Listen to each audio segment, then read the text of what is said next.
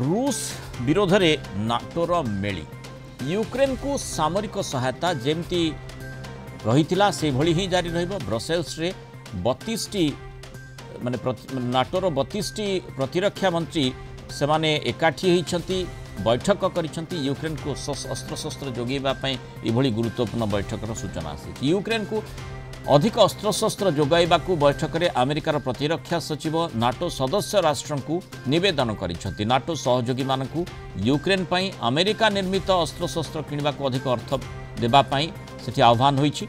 Ukraine प्रतिरक्षा मंत्री रुस्तेम उमरेव एई बैठक में जोग दैछंती। कहिसेंती रूस आक्रमण को प्रतिहत करने को वायु प्रतिरक्षा व्यवस्था एवं तोपर आवश्यकता अधिक रही। अस्त्रशस्त्र जोगाण कमी जाउथिबारु सहयोगी राष्ट्र माने यूक्रेन प्रतिरक्षा शक्ति बजाय रखिबा निरंतर अस्त्रशस्त्र प्रदान जारी रखिबा से निवेदन करिसेंती।